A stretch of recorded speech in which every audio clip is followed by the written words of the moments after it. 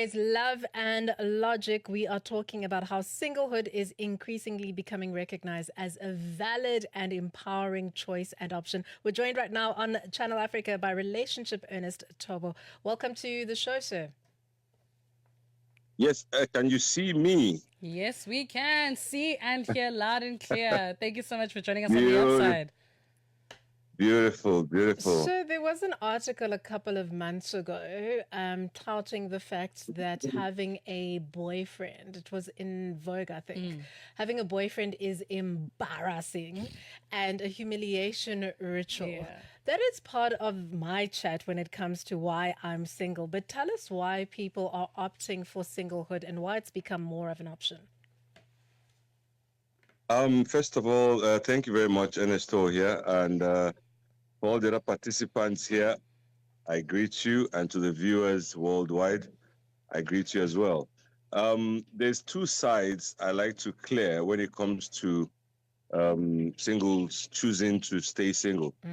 First of all, for some, it's a proactive measure, and for others, it's a reactive measure. For the proactive measure, it's those who choose to stay single by choice, irrespective of what the quality of the proposal or the prospects are, but chooses to go. I just want some time out or whatever. I want to be celibate, whatever the reason. But our focus is on the other side. Those who choose to be single, act of reaction is reactionary. And the reason is, most importantly, is dating fatigue. Dating fatigue can be broken down in so many ways. The pool now is so muddied. It's draining. It's tiresome. But more than anything, the platforms available, I mean, traditionally, it's become even more cumbersome and more troublesome to find love traditionally, because life is hectic. It's work stuff, it's school stuff, is everything. Everyone is moving, and that brings us to online dating, which is also cool. But you find also now in that pool, it's all manner of things, including those who are not meant to be in that pool. I call them the pseudo singles. The pseudo singles would be married people as well as separated people. They are not qualified to be in the pool in the first place. And so they find their way in there for different reasons. Some, we can argue about the validity and all that, looking for a side chick or side guy, sugar mommy or daddy, whatever. But they're there. And so genuine singles who run into these people in the pool get drained. And also, most importantly, I'll give you this scenario very quickly. I always liken dating to something like looking for a job. You go and apply for a job. It doesn't matter how hectic the job market is, you still need the job anyway. And then you get out there, you find that someone hasn't even put their CVs together. How can you help a person like that? So in the same vein, you get single people who don't have their acts together on their own before seeing anyone. So on the home front, people are not prepared enough. You don't have your deal breakers. You don't have your personal preference. You don't even know who you are. You don't know where you're coming from. You don't know where you're going. So more and more people are lost. That's why the likes of us are needed more than ever right now to train, teach, coach, and guide people into dating right. So people gave up and chose to be single, not because they got it right. You can't blame them for getting it wrong, but the system, everything around them put together, dating fatigue. Ernest, I think in my perfect world, everyone would have someone, because ultimately the human culture, human nature, doesn't want us to be alone. We thrive in companionship. But what is it about the pool being so muddy? I mean, you spoke about people not having their CVs together. What are some of the characteristics that you would describe that is causing people to kind of choose a single life? What about, the dating scene? Because I know we say it's muddy, but like, what is really going on in terms of, is it a character flaw? Is it fear? Is it fear of commitment? The lack thereof? Okay, we heard about the pseudo singles. We call them the MBAs, married but availables.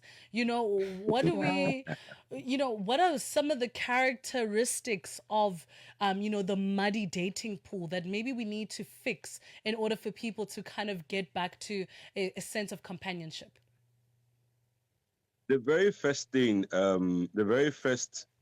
I'll say, as simple as it sounds, going back to the whole putting the CV together, more and more people are not able to define what they are looking for from where they are.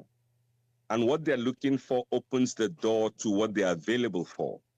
And when you don't speak up and you don't identify what exactly it is you're open to or you're available for, then the door is open to a whole lot more. So it goes back to the filter, what I call the filter protocol. So when your filter protocol is faulty, then you have a lot more. So it's an overwhelming nature of what one has to deal with facing, the pool, so to say. Now, in the filter protocol, I call it filter first, and then it's identity, that's personal profile, and then character.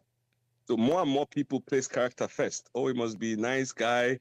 I want a kind woman who's, very independent and very gracious. But already you've missed out on the first filter, which can be nationality, can be tribe, it can be race, it can be tongue, it can be religion, it can be all those different backgrounds. That's the first level of filter. And then you go to the second level of filter, which is now the profile, personal profile, how tall, body, physical, and all that. Then we go to the last part, which is character.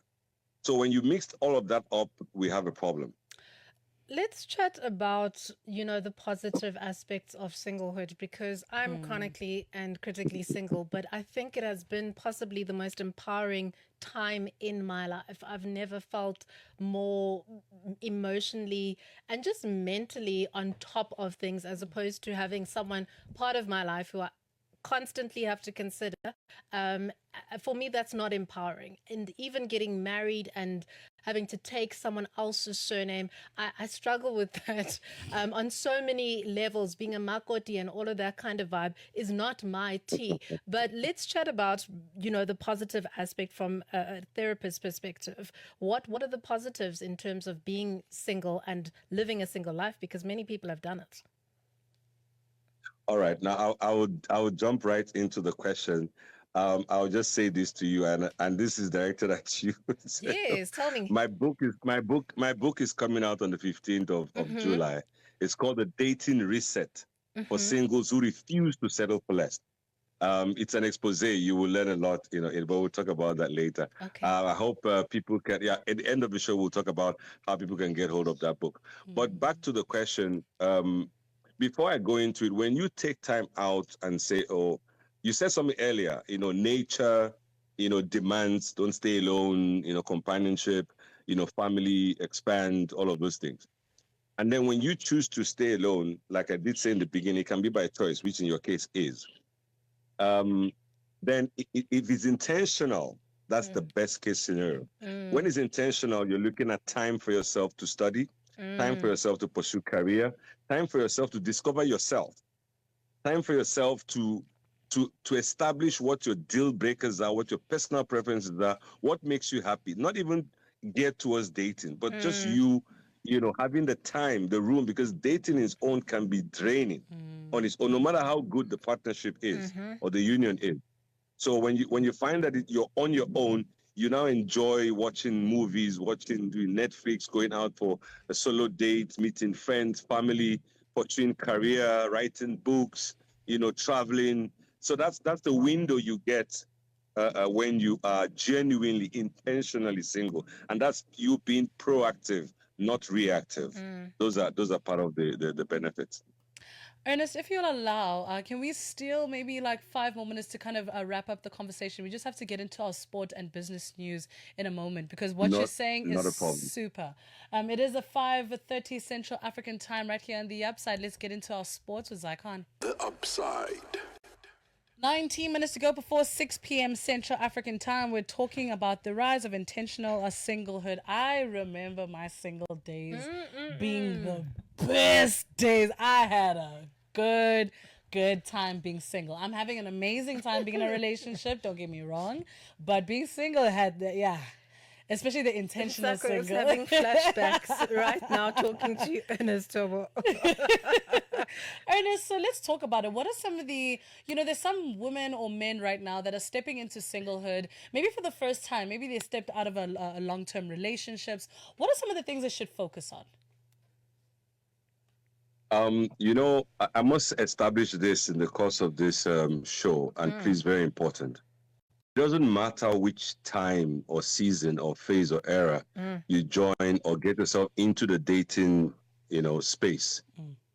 Everything remains the same. It's like driving. It doesn't matter when you decide to start driving, you still have to learn how to drive. And that being said, knowing who you are, this is on your own end before you engage anyone. Knowing who you are, knowing what you're looking for, and be precise about it. It needs some coaching, direction, read books, watch movie videos, whatever. I'm empowered to help people get there, but you need to prepare for it. And that goes for those who have chosen to be single, either proactively or reactively.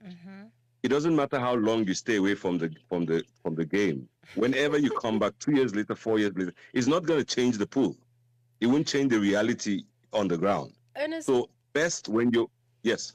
Sorry, carry on. I didn't mean to interrupt. Best when you take some time out, learn. Arm yourself with information, arm yourself with value, with facts, so you come ready, to get back into the game. So for those who are jumping in for the first time, arm yourself with information, arm yourself with facts, value, and intentional approach to it. That's the best way. There's no shortcut to it. Let's talk about people who see singlehood as the long-term plan. Because we're talking about it being a phase and you having to go through it to get to the end game, which is long-term companionship. But some of us don't want long-term companionship. People want to be single and single for life. What does that look like? Oh, very interesting question. If you say stay single for the longest time, I don't know what the end game will be. Remember, that can be a defeatist position where a person just doesn't want to get their leg into water. You don't want to get wet at all.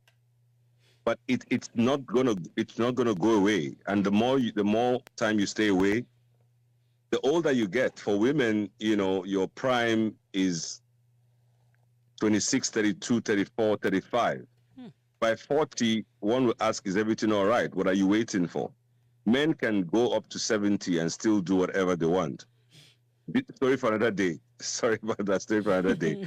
But it doesn't matter how long you stay away, you still have to jump in. Staying away and staying single for the longest time, I honestly don't know what the intention will be. But if it's it most likely is not informed. It can be a sheepish position, a defeatist position, where you rather not get wet, you don't want problems. I'm okay, thank you very much. But I want to know what you tell yourself, whoever, at 2 a.m. in the night when nobody's around, it's just you, yourself, and you're introspecting. That's when the truth comes out. And only you can tell yourself that truth. Being lonely and being alone are two different things. You can be alone and be happy. Yeah. But then you can fall into the loneliness trap, and you either tell yourself the truth or you're in denial. So, and that's like you mentioned earlier, the human nature element comes in. That time, like right now in South Africa, it's winter, you need a hug, a companion, someone to talk to, play with at night, whatever, Yeah, but nature sets in. You can't fight nature and you can't cheat nature. And to go about fighting nature, what would the intention be? What would the end game be? There are kids to be made, there's family to run. Yes. My chat is to do what you want to do with your life. What if I don't want kids? What if I don't want a family? What if I don't see myself in that setting just as a person? Like I said, good question. That's being proactive. It's intentional. I respect that, and I respect people who have made that decision. Absolutely. I do respect that. But then own it. In my book, there's a sub-chapter, that is titled Owning It. I don't have whatever you decide to do, I don't have a problem with that. Just own it. And owning it means you don't come tomorrow and make it our problem. It's your decision. You own it. You're happy. Even at 2 a.m. you're happy. Midday you're happy. Weekend you're happy. Holiday you're happy. You are happy anyway. Vacation, self-love, whatever. You're owning it. That's my most important advice. own it, and owning it with understanding. So even while you're staying away and remaining single, read books, watch videos, learn how to stay single. And if you choose not to have kids, no family, and I respect that. There's no problem with that. But while you're owning it, be informed and be armed with what you need to do and how you need to live your life. I've met people, in South Africa who say, no, I don't want kids, but my sister's kids are my darlings. I will die for them. I will go to town for them. And they do exactly the way they say. They will pay school fees. They will take them to, do house sitting with the kids and and all of that, and take them around. They come for holidays, but there are days when the kids have gone back to their parents and you're all by yourself. It doesn't mean that you're now lonely and then you're depressed. No, because you're owning it. You don't have to fall into depression, because that's when you carry on with what makes you happy, reading books or reading whatever, or watching stuff, or just carrying on with work, your career and all that, but owning it with information. Ernest, there are people who are single not by choice but by circumstance, those who have been single for a very long time, still wanting and yearning for a relationship. What advice do you have for them today? The people you have just described in my book, The Dating Reset, I call them people with unique situations. So you have your default positions and you have unique situations. It can be physical, it can be emotional, it can be spiritual, it can be anything that has put them in that position. My advice would be, don't give up. Your coach Ernest of this world will come along with books, with teachings. I've got a master class coming up every Saturday. I've got private coaching, dating coaching sessions. Subscribe. It is the premium service. Things like that you want to identify yourself with and get direct information that helps you get there. And I'm not just all talk. The likes of me, there's many others out there. I'm not just all talk.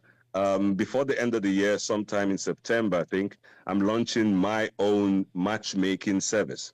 Where with everything I've learned over the past 13 years, being actively engaging in the whole dating space, right through, even up until marriage and whatever is going on with marriage at this moment, I've learned a whole lot. And it's all in that book, 18-chapter book.